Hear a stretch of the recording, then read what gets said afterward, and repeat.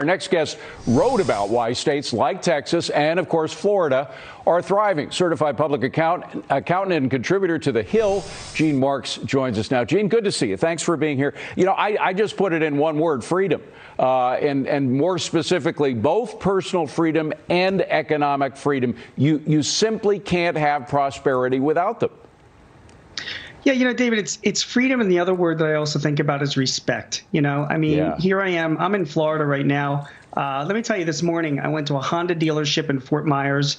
There were about 20, 30 other people there. I went to a Wawa afterwards and got a cup of coffee. I went to a Publix supermarket, did some grocery shopping. My wife and I went out to dinner last night at a great restaurant on Sanibel. No masks, no proof of vaccination, no questions. Now, in Philadelphia, where I'm driving back to this weekend, it's completely the opposite.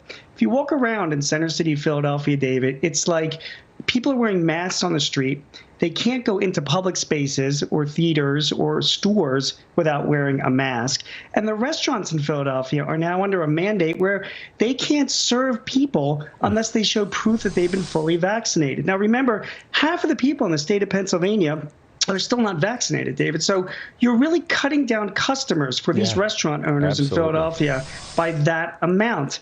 And what it comes down to is freedom and respect. I mean, the leaders here in Florida, they respect the business owners to run their businesses safely. And the leaders in Philadelphia, they don't. They put on mandates and restrictions and are telling them how to run their businesses.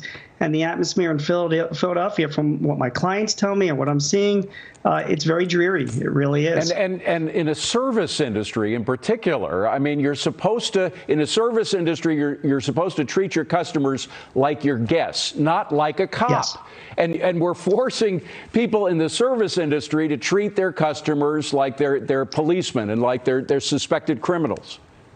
Can I add just a very quick story? Before I came down to Florida, I went into my local grocery store in Philadelphia. You have to wear a mask. I got a phone call during the visit from a client. I had to pull the mask down. The manager came over and berated me because I had to pull my mask down. He was right. I was wrong, and I apologized for doing that.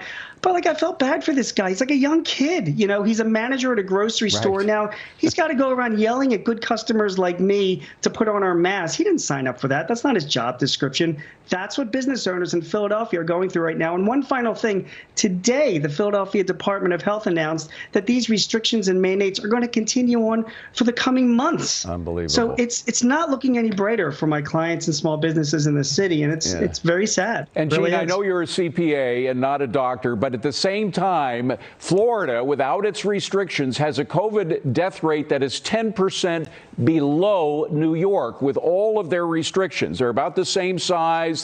That's a per capita death count. So, I mean, the point is you can't even make a health excuse for these mandates at this point. You really can't. And I don't want to hear about the weather. Yeah, the weather here, by the way, not to rub it in, David, it is a lot nicer down here. It's in the 70s. I know. You did rub it in, but go ahead. People are still inside. They're shopping inside. They're eating inside in restaurants. They're doing all those inside activities, just like we're doing up in the Northeast. And you're right. The cases, the hospitalizations, no one can prove that they're any better or worse than they are up in the Northeast. But I tell you, David, you drive around here in Florida, Fort Myers, Sanibel, that's where I am right now. All the businesses are open. All the restaurants are doing their thing. Everybody is out and shopping and doing, you know, and being normal. But Philadelphia, not that atmosphere at all. I have to say one thing, though, Gene. Even before the pandemic, during the 2009 financial crisis, I had Rick Perry on. He was governor of Texas at the time. And he said, you know, Texas was doing quite well. It was one of those few states that was kind of avoiding the worst of the recession back then. I said, why is that? He said, well, it's not rocket science. You make it easier and cheaper to do business, and you'll have more business. And that's something that both the people in Texas and the people in Florida seem to understand with their lower tax rates or zero income tax rates and lower regulations that the rest of the country doesn't seem to really get. Yeah, you're absolutely right. And, the word you used at the beginning of this conversation was freedom. Yes. And I complement that with the word respect. Let your business owners run their businesses safely and profitably. They know what to do. The more you regulate and mandate them, the more they're going to go away. And that's why Connell on that last report was saying how many people are migrating down to Texas. Same thing's going on here in Florida.